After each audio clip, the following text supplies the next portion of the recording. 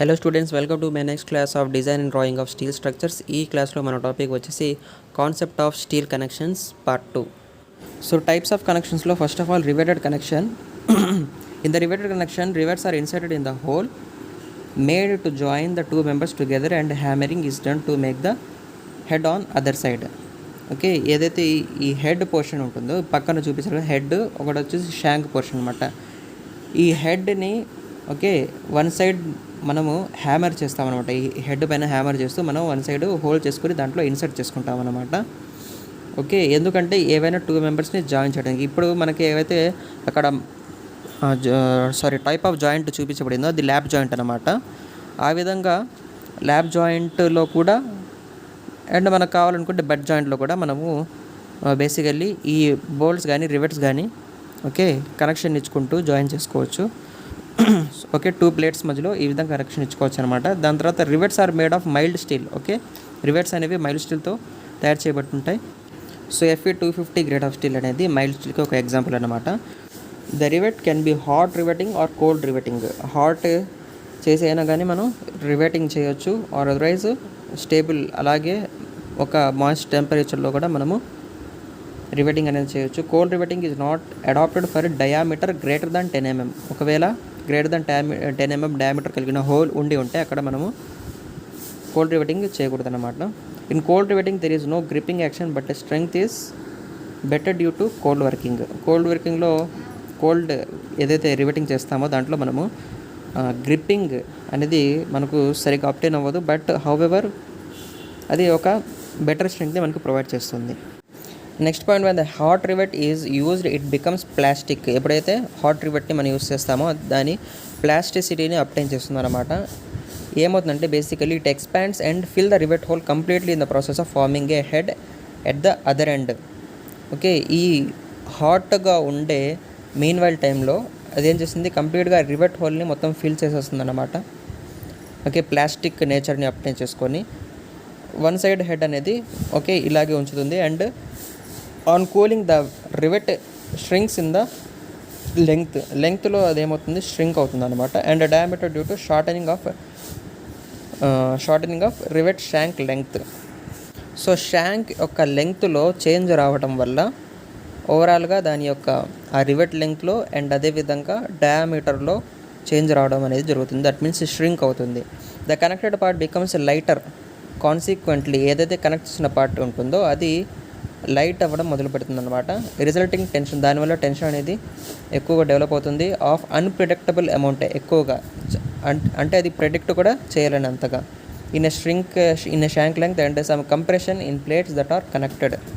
So basically ఈ point ఏంటంటే shank లెంగ్త్లో అన్ప్రిడిక్టబుల్ అమౌంట్లో టెన్షన్ రావడం వల్ల అండ్ అదేవిధంగా ప్లేట్స్లో కంప్రెషన్ రావడం వల్ల టోటల్లీ కనెక్టెడ్ పార్ట్ అనేది లైట్గా అయిపోవడం మొదలు పెడుతుంది అనమాట. So due to reduction of diameter of shank on cooling, this small amount of space available on cooling is provided for temperature variation of unpredictable amount. So ఎప్పుడైతే cold riveting అనేది చేస్తామో అప్పుడు డయామీటర్లో షాంక్ యొక్క డయామీటర్లో రిడక్షన్ అనేది వచ్చేస్తుంది. Okay, దీనివల్ల ఏమవుతుందంటే ఏదైతే అవైలబుల్ స్పేస్ ఉంటుందో కూలింగ్ చేసిన తర్వాత అక్కడ టెంపరేచర్ వేరియేషన్ ఆఫ్ అన్ప్రెడిక్టెడ్ అమౌంట్ అనేది చూడడం జరుగుతుంది, అంటే మనకు కనపడడం జరుగుతుంది. చాలా టెంపరేచర్ వేరియేషన్ అనేది అక్కడ చోటు చేసుకుంటుంది అనమాట. Next point, in hot riveting rivets are heated to 550 to 1000 degrees Celsius and hammering is done on other side to make head. Okay, rivets అనేవి హాట్ రివెటింగ్ చేసేటప్పుడు మనము 550 to 1000 degrees Celsius, ఎందుకంటే mild స్టీల్తో తయారు చేయబడి ఉంటుంది కదా ఆ బోల్ట్ అనేది మొత్తము.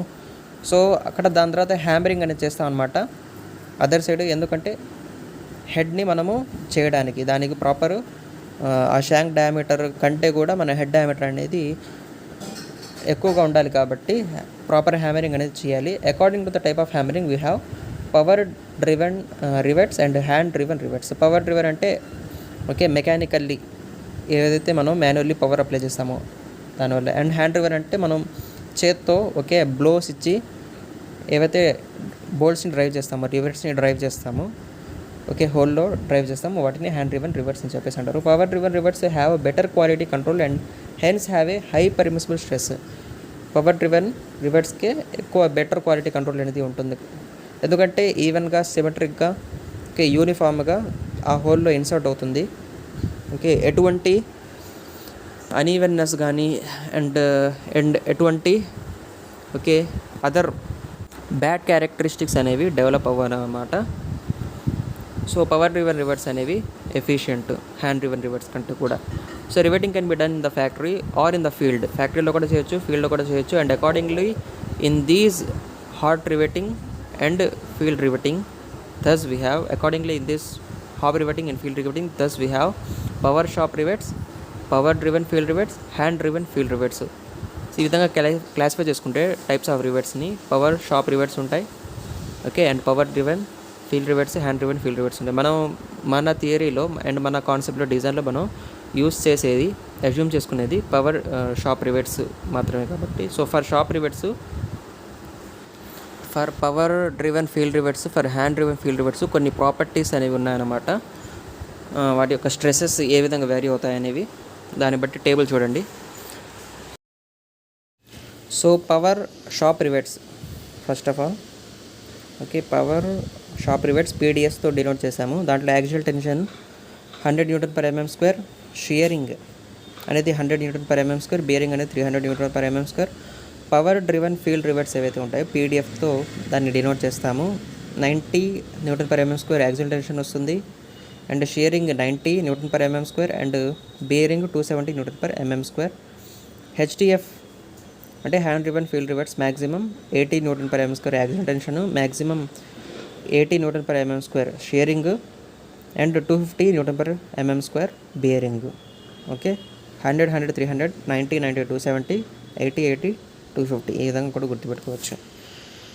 లేకపోతే ఇన్ అదర్ వర్డ్స్ ఫస్ట్ టూని సేమ్ వాల్యూస్ వచ్చాయి చూడండి. యాక్చువల్లో షేరింగ్లో ఫస్ట్ 2 వాల్యూస్ వచ్చాయి.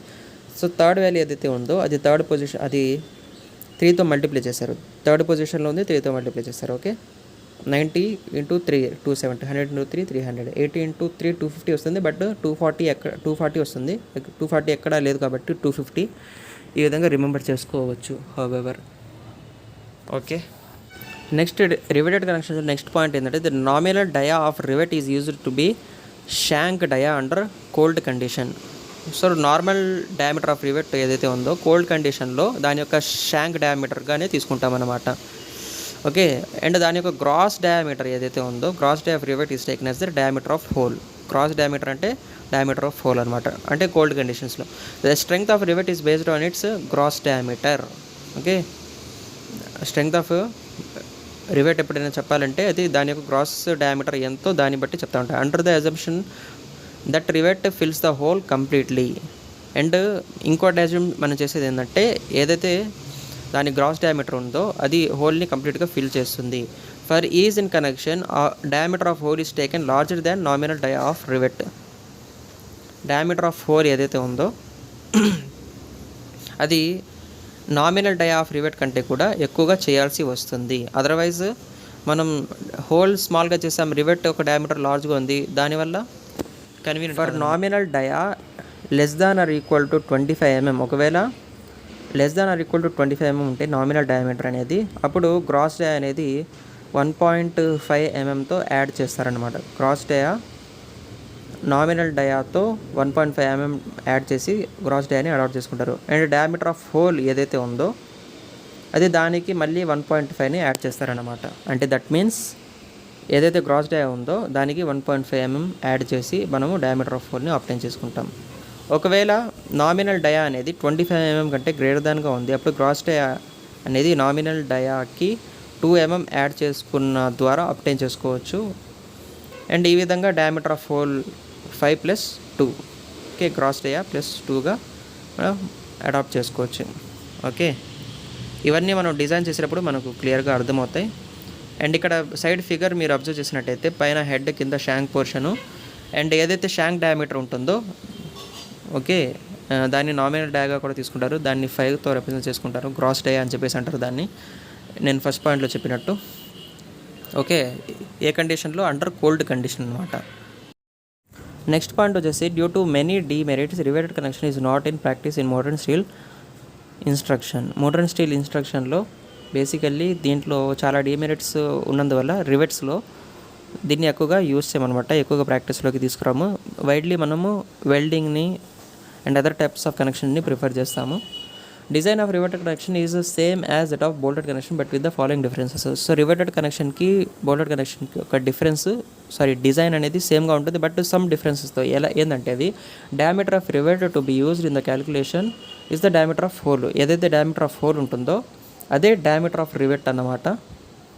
ఓకే, ఆ విధంగా తీసుకుంటాము క్యాలిక్యులేషన్లో. But for bolted connection it is the nominal diameter. Bolted కనెక్షన్లో డయామీటర్ ఆఫ్ బోల్ట్ వచ్చేసి దాని యొక్క నామినల్ డయామీటర్గా తీసుకుంటాం అన్నమాట. సో అది బేసికల్లీ అది difference. The design stresses are different. Okay, IS 800 1984 అంటే వర్కింగ్ స్ట్రెస్ మెథడ్ ప్రకారంగా the permissible stresses are reduced for bolts. Design stresses అనేవి డిఫరెంట్గా ఉంటాయి, ద పర్మిసిబుల్ స్ట్రెసెస్ అనేవి రెడ్యూస్ చేయబడతాయి అన్నమాట వర్కింగ్ స్ట్రెస్ మెథడ్ ప్రకారంగా. Next strength of riveted joint. So strength of riveted joint మనం ఎలా చెప్తామంటే it is taken as the minimum of shear strength, bearing strength, tearing strength. But ఈ shearing strength, bearing strength, tearing strength ఏ విధంగా కనుక్కోవాలో దానికి procedure ఉంటుంది అనమాట. దానికి సమ్ ఫార్ములాస్ ఉన్నాయి basically. First of all shearing strength ఎలా వస్తుందో చూడండి. సో ఎప్పుడైతే షియర్ టైప్ ఆఫ్ ఫెయిల్యూర్ వస్తుందో బోల్ట్ అనేది ఏమైపోతుంది, ఇక్కడ ఏదైతే పాయింట్ చేస్తుందో ఆ బోల్ట్, ఓకేనా, ఆ రివెట్ లేకపోతే బోల్ట్ ఏదైతే ఉందో అక్కడ ఒకవేళ వన్స్ ఫెయిల్యూర్ వస్తే ఏమైపోతుంది, దానికి సగం అంటే 2 పీసెస్లో బ్రేక్ అయిపోతుంది కదా, 1 or 2 or more పీసెస్లో బ్రేక్ అయిపోతుంది. సో ఆబ్వియస్లీ దాని యొక్క డయామీటర్లో చేంజ్ వచ్చేస్తుంది. ఓకేనా, సో ఎంతైతే డయామీటర్లో చేంజ్ అవుతుందో దాని యొక్క ఏరియాలో కూడా చేంజ్ అయింది కదా. సో కాబట్టి అక్కడ మనం ఏరియా కన్సిడర్ చేస్తాం అనమాట. ఓకే, సో ఇప్పుడు ఇందాక నేను చెప్పాను కదా పాయింట్స్. రివేటెడ్ కనెక్షన్ కేసులో మనం ఏదైతే అంటే ఇక్కడ ఈ ఏరియా కన్సిడర్ చేస్తామంటే diameter of the rivet consider చేస్తాం. బట్ బోల్ట్స్ కేసులో మనం ఏం కన్సిడర్ చేస్తాం, దాని యొక్క నామినల్ అంటే 5 కన్సిడర్ చేస్తాం అనమాట. సో ఇప్పుడు ఇక్కడ రివెట్స్ కాబట్టి d² π/4ని మనం d²తో మల్టిప్లై చేసి π/4 × d² ఏంటి, దాని యొక్క ఏరియా అన్నమాట, దాని యొక్క ఏరియా. అండ్ ఎన్ని number of rivets or bolts ఉంటే అన్ని నెంబర్, దాన్ని మనం n చెప్పేసి అనుకుంటాం. n అంటే number of rivets at the joint. And FS అంటే పర్మిసిబుల్ స్ట్రెస్ అన్నమాట. ఇప్పుడు ఇక్కడ షియరింగ్ స్ట్రెంగ్త్ ఉంది. ఇప్పుడు షియరింగ్ స్ట్రెంగ్త్ సంబంధించిన పర్మిసిబుల్ స్ట్రెసెస్ ఎంత. సో 100 ఒకటి ఉంది, 90 ఒకటి ఉంది, 80 ఒకటి ఉంది. అది వచ్చేసి టైప్ ఆఫ్ ఓకేనా రివెట్స్ని బట్టి క్లాసిఫై ఉన్నాయి కదా. పవర్ షాప్ రివెట్స్ ఉన్నాయి, హ్యాండ్ డ్రివెన్ రివర్స్ ఉన్నాయి, హ్యాండ్ డ్రివెన్ ఫీల్డ్ రివర్స్ ఉన్నాయి. ఈ విధంగా క్లాసిఫై ఉంది కదా. సో ఇక్కడ పవర్ షాప్ రివర్స్ ఉన్నాయనుకోండి, FS వాల్యూ అప్పుడు ఏమవుతుంది, 100 MP అవుతుంది. ఇందాక మనం టేబుల్ చేస్తున్నాం కదా. సో అదే విధంగా అనమాట.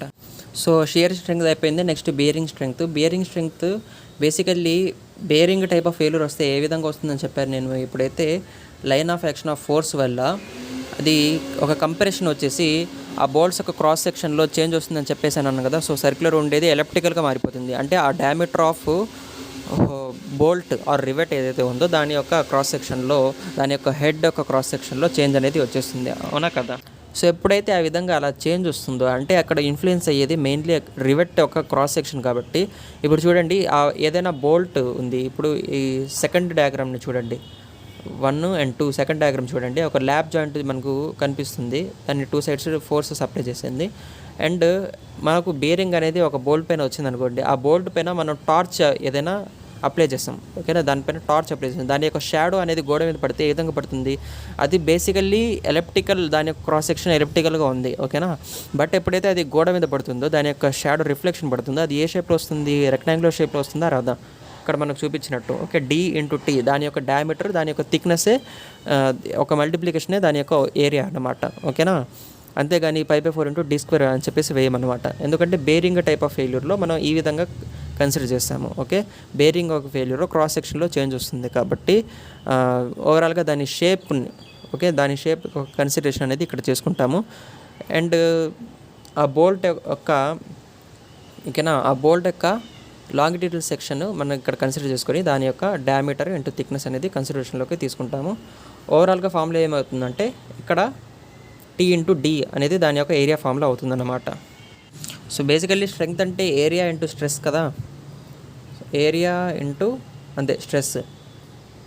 సో ఏరియా ఫార్ములా వచ్చేసి మారుతూ ఉంటుంది. అండ్ ఏదైతే స్ట్రెస్ ఫామ్లో ఉంటుందో అది పర్మిసిబుల్ స్ట్రెస్ అనమాట. పర్మిసిబుల్ స్ట్రెస్ అనేది బేరింగ్గా, షేరింగ్గా అండ్ టియరింగ్గా దాన్ని బట్టి డిపెండ్ అయి ఉంటుంది. అండ్ వాటిల్లో కూడా పవర్ షాప్ బోల్ట్సా, పవర్ డ్రివెన్ ఫీల్డ్ రివెట్సా, ఓకేనా, పవర్ డ్రివెన్ హ్యాండ్ రివెట్సా, దానిపైన కూడా ఇది డిపెండ్ అయి ఉంటుంది వాల్యూస్ అనేవి. ఓకేనా, ఇక్కడ బేరింగ్ స్ట్రెంగ్త్ని మనం క్యాలిక్యులేట్ చేస్తున్నాం కాబట్టి బేరింగ్ స్ట్రెసెస్ తీసుకోవాలన్నమాట. పవర్ షాప్ రివెట్స్కి ఎంత బేసికల్లీ 190 కదా తీసుకుంది, 100 తీసుకున్నాం, 100 Nm/mm² ఇక్కడ అవుతుందన్నమాట. ఒకవేళ పవర్ షాప్ రివెట్స్కి అయితే. ఓకే, ఇక్కడ టీ వచ్చేసి thickness of the thinner main plate అనమాట. So two main plates lap joints ద్వారా, ఓకే, ల్యాబ్ జాయింట్ ద్వారా ఇక్కడ ఈ విధంగా కనెక్ట్ చేస్తాం. సో 2 ప్లేట్స్ ఒక థిక్నెస్ సేమ్గా ఉండాలని చెప్పేసి ఏం లేదు కదా. సో ఏదైతే థిన్నర్ ప్లేట్ ఉందో, అంటే తక్కువ థిక్నెస్ కలిగిన ప్లేట్ ఉందో దాన్ని మనం కన్సిడరేషన్లోకి తీసుకొని టీ వాల్యూ దానిగా అడాప్ట్ చేస్తాము. అండ్ డయామీటర్, డి అంటే gross diameter of the rivet అనమాట. ఓకే, రివెట్స్ కేసులో వచ్చేసి డయామీటర్ ఆఫ్ రివెట్స్, బోల్ట్స్ కేసులో వచ్చేసి nominal diameter of the hole. Okay, ఈ విధంగా తీసుకుంటాము.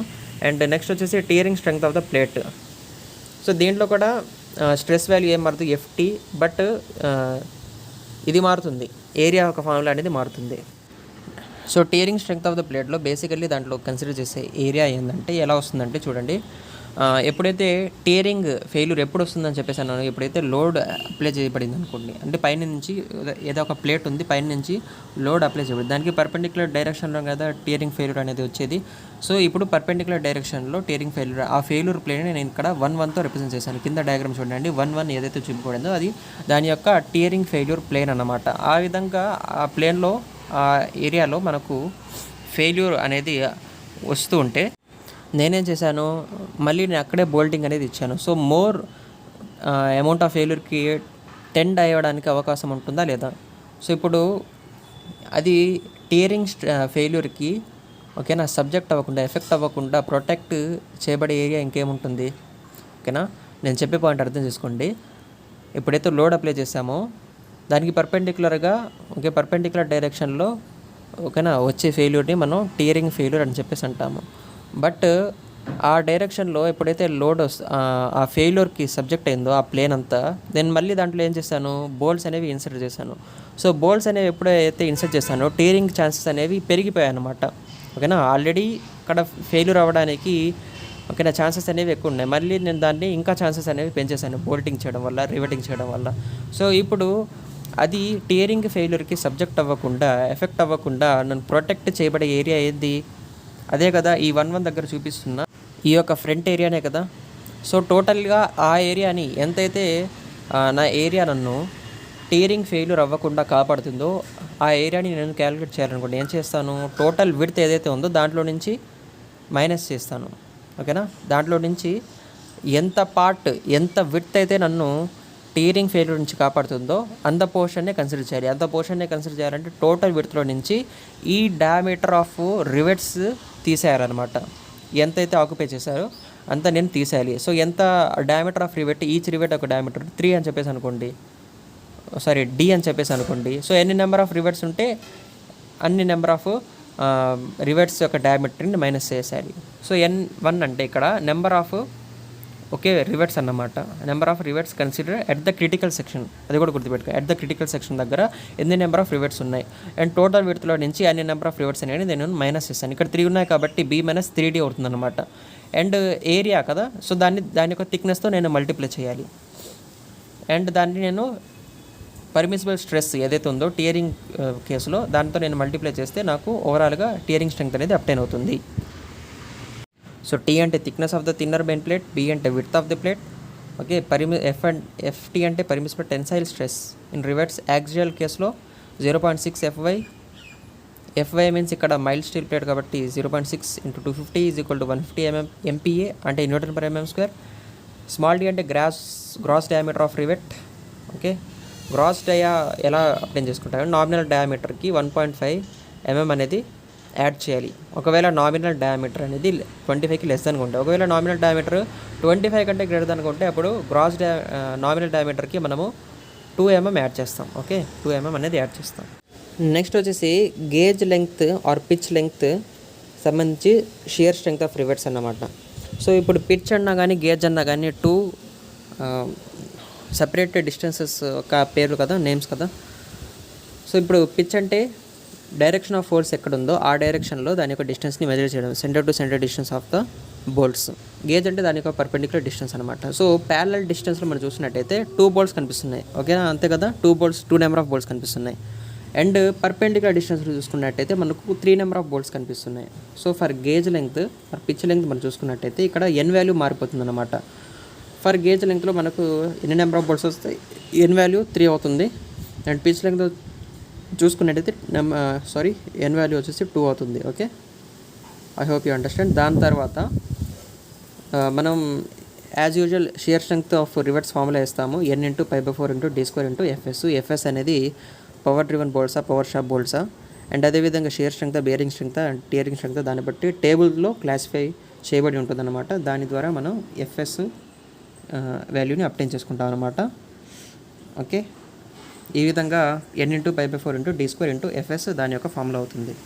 అండ్ అదేవిధంగా మనం bearing strength and tearing strength of rivets తీసుకున్నట్టయితే for gauge length or pitch లెంగ్త్కి ఆల్మోస్ట్ అవే ఫార్ములాస్ ఉంటాయి, ఓకేనా. బేరింగ్ స్ట్రెంగ్త్లో కూడా అవే ఫార్ములాస్ ఉంటాయి. బట్ n1 వాల్యూస్ ఏవైతే ఉంటాయో, నెంబర్ ఆఫ్ బోల్ట్స్ ఏవైతే ఉంటాయో బేరింగ్ స్ట్రెంగ్త్లో అండ్ షియరింగ్ స్ట్రెంగ్త్లో అవి మాత్రం మారుతాయి అనమాట. ఒకవేళ పిచ్ డైరెక్షన్లో నెంబర్ ఆఫ్ బోల్ట్స్ చేంజ్ వచ్చింది అండ్ గేజ్ డైరెక్షన్లో నెంబర్ ఆఫ్ బోల్ట్స్ చేంజ్ వచ్చింది. సో ఎంతైతే మనకు అడగబడిందో అంత వేయాలన్నమాట. పిచ్ డైరెక్షన్లో ఎన్ని ఉన్నాయి అండ్ జాయింట్ దగ్గర ఎన్ని ఉన్నాయి అవి వేస్తామన్నమాట. అండ్ నెక్స్ట్ ఓకే, ఇది వచ్చేసి దాని యొక్క బేరింగ్ స్ట్రెంగ్త్ యొక్క ఫార్ములా. ఎఫ్బి అంటే బేరింగ్ స్ట్రెసెస్ పైన డిపెండ్ అయి ఉంటుంది. టీ ఇంటూ డి దాని యొక్క థిక్నెస్ ఆ బోల్ట్ యొక్క, ఓకే, ఆ basically thickness of the thinner plate. D అంటే cross diameter of the rivet, okay, otherwise hole diameter. Tearing స్ట్రెంగ్త్లో ఏం జరుగుతుందంటే బేసికల్లీ ఇందాక మనము ఓకే పర్పెండిక్యులర్ డైరెక్షన్లో తీసుకున్నాం, అంతే కదా. ఈసారి ఏంటంటే లోడ్కి ఎట్ సైడ్ అయితే లోడ్ మనం అప్లై చేస్తుంది దానికి ప్యారలల్గా తీసుకుంటాం అనమాట. దట్ మీన్స్ గేజ్ వస్తుంది, ఎందుకంటే గేజ్ వచ్చేసి పిచ్కి పర్పెండిక్యులర్ కదా. That means tearing A side వస్తుందో ఆ టియరింగ్ ప్లేన్కి అయితే ప్యారలల్, బట్ పిచ్కి ఇది పర్పెండిక్యులర్ అన్నమాట. So pitch one side distance తీసుకుంటే దాని పర్పెండిక్యులర్ గేజ్ డిస్టెన్స్ తీసుకుంటుంది. సో ఓవరాల్గా మనము బీలో నుంచి మైనస్ చేయకుండా జీలో నుంచి మైనస్ చేస్తాము, ఓకేనా. ఓవరాల్ దాని యొక్క విడ్త్ జీ అని చెప్పేసి అనుకుంటే, ఓకే, ఫెయిల్యూర్ ప్లేన్ వచ్చేది. ఫెయిల్యూర్ ప్లేన్ని మీరు ఇక్కడ అబ్జర్వ్ చేయొచ్చు, ఓకే. జీ మైనస్ జీలో నుంచి ఆ డయామీటర్ ఎంతైతే ఆ డయామీటర్ ఆఫ్ బోల్ట్ ఎంతైతే ఉందో ఆ డయామీటర్ని తీసేస్తామన్నమాట. అండ్ మిగతాది థిక్నెస్తో మల్టిప్లై చేసి ఏరియాని అప్టైన్ చేసుకుంటాము. ఈ విధంగా ఏరియా అనేది అప్టైన్ అవుతుంది. దాని తర్వాత షియర్ స్ట్రెసెస్, టియరింగ్ స్ట్రెసెస్తో మల్టిప్లై చేసి ఓవరాల్గా టియరింగ్ స్ట్రెంగ్త్ అనేది కంక్లూడ్ చేసి చెప్తాము. అండ్ అదేవిధంగా ఎఫ్టీ అంటే permissible tensile stresses in rivets actual is equal to 0.6 FY is equal to 0.6 into 250 into 150 MP కింద చూసుకున్నట్టు. Pitch distance is given, then PT is equal to P-D into T into FT. ఈ విధంగా మనము PT వాల్యూని obtain చేసుకోవచ్చు అనమాట. Okay, and అదేవిధంగా double cover butt జాయింట్లో మనం చూసుకున్నట్టయితే for entire width of the plate, okay, దాంట్లో 2 షియరింగ్ ప్లేన్స్ వస్తాయి కాబట్టి 2తో మల్టిప్లై చేస్తాం. షియర్ స్ట్రెంగ్త్ కదా మనం ఇక్కడ కన్సిడర్ చేసి మనం క్యాలిక్యులేట్ చేసేది, కాబట్టి 2 షియరింగ్ ప్లేన్స్ వస్తాయి కాబట్టి 2తో మల్టిప్లై చేస్తాం. అండ్ అదేవిధంగా నెంబర్ ఆఫ్ బోల్ట్స్ని N1తో రిప్రజెంట్ చేస్తాం. అండ్ షియరింగ్లో మనం ఏరియా కన్సిడర్ చేస్తాం కాబట్టి, అంటే దాని యొక్క క్రాస్ సెక్షన్ ఏరియా కన్సిడర్ చేస్తాం కాబట్టి π/4 ఇంటూ d², అండ్ ఎఫ్ఎస్ అనేది దాని యొక్క పర్మిసిబుల్ షియర్ స్ట్రెసెస్. ఈ విధంగా మనము, ఓకే, డబల్ కవర్ బట్ జాయింట్లో shearing strength of the rivets వాల్యూని అప్టైన్ చేసుకుంటాము. సో ఈ క్లాస్లో ఇంతవరకే. Let's meet in the next class. Thank you.